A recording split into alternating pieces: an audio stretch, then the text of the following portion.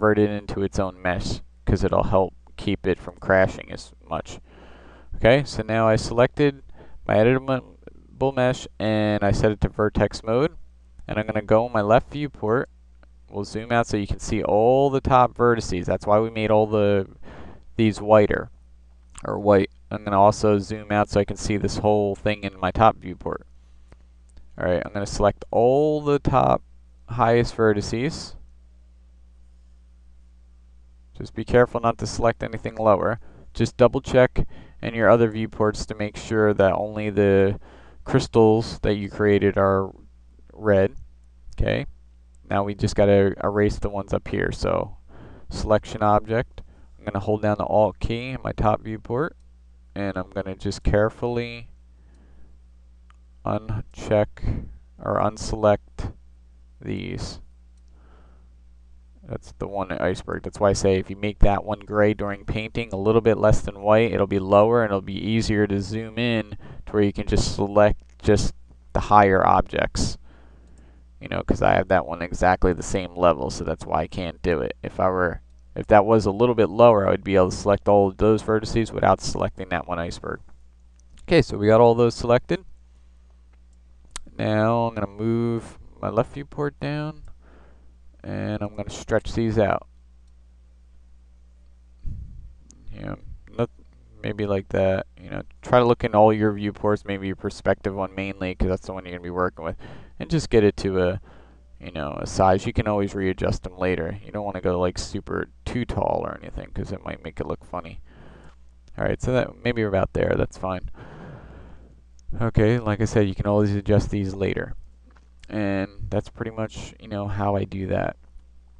And also you can, well, what we'll do is, we'll go ahead and chop this up right now while we're at it. I'm gonna, since we're out of this viewport, I'm gonna go get my selection tool, uncheck this, go to polygon mode now.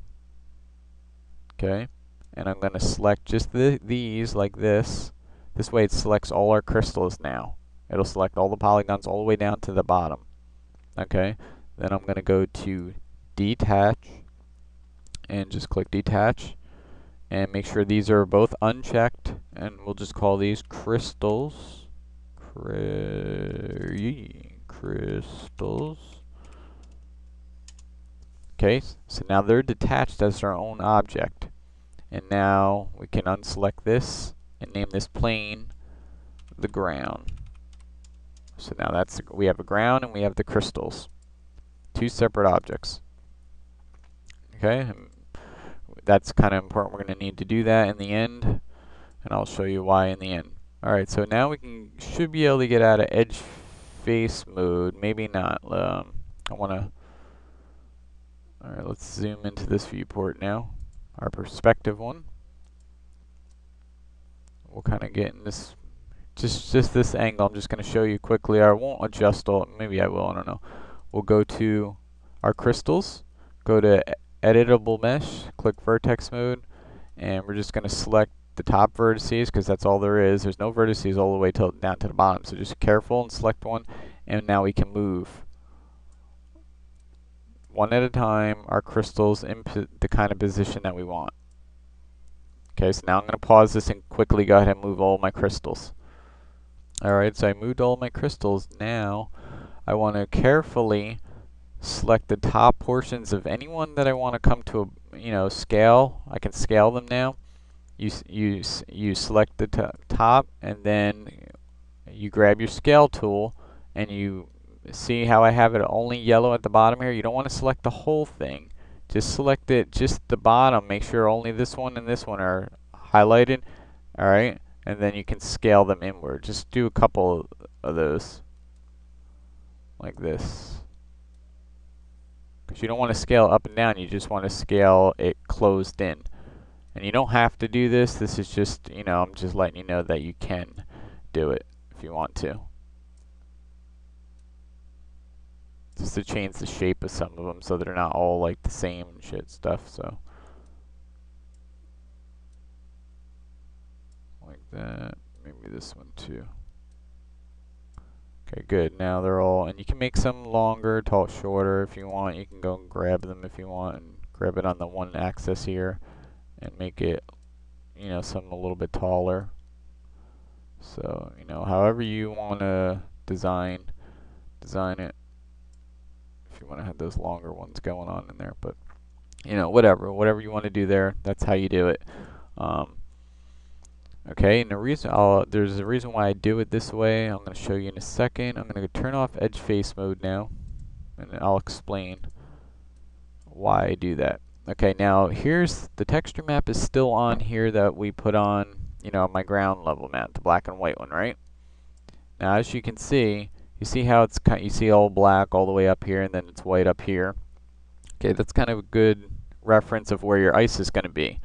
Now, anywhere there was a black border, right? The reason why I save a black border is because everywhere there's a black border, it's gonna create this black border in between the ice and the snow. And since we displaced it, that black border is actually going to get stretched, and we're going to use that stretching as a transparency map to separate the snow and the ice colors. Okay, so right here, see how it's stretched upward with the displacement? Okay, it used to be just a line, now it's stretched. So now all this is we're gonna use that, and that's all gonna be ice, and the snow is gonna be draping over it. Now we stretch these even further because it gives an even cooler effect because we stretched it. Now this is going to be mostly ice, and just at the top areas with some coming down, it's going to be stretched out snow. So it makes it look a lot better when you, in the end, when you do that. So that's why we do it that way. And all these crystals here, since they're all one object now, we can actually take these crystals if we wanted to and clone it. We can duplicate them and rotate them. Like grab our rotate tool now, hold the shift key down, and on this one axis here, we can go ahead and create more crystals just like that. You know, just another collection of crystals, and just, you know, rotate them, whatever, and boom, we got a whole bunch of crystals there. You know, do a copy of them. You know, and this way, if you did a copy of them, you can actually go in and you know, select certain crystals that you might not want in there and just delete them, you know, by choosing element for the particular group.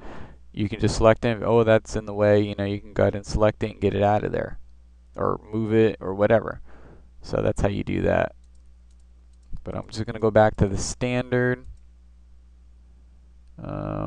setup. Is that all I had? I hope. Yep. Okay. So I just went back to standard there, and that should be it for explaining how I do that, and which you already pretty much know that part. All right. So let's get. I'm going to get in a view, and then I'll come right back. All right. View set up. Now I'm going to go to material editor now, and we got to create some materials here. All right. First material, we're going to select the next slot over. I'm going to choose standard, go to ray trace, and we'll set that one, just so we know what it is, to the blue color. All right, and then we're going to select this. Oh, let's change this name to ice. Hit enter. I'm going to drag this one to the next slot, and then I'm going to call this one snow. Okay, so we have snow, and we'll change this one to white, and that one's set up there. Good. Okay, so now we have our 2, and then we'll also grab this slot, choose standard. We're going to choose blend on this one. Just discard, don't matter. Okay, now we grab the ice, bring it to the first material, or second, depending on how you have your thing set up, but this is the way it's working for this, the way I set it up. So you may just have to swap the ice and the snow.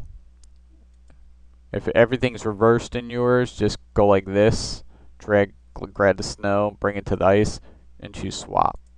And then of course back the other way, swap for me. Alright, so that's it. Now we're in blend. We drag the ice here, the snow here. Now for the mask, we need to go click none, bitmap, and now we have to bring in our border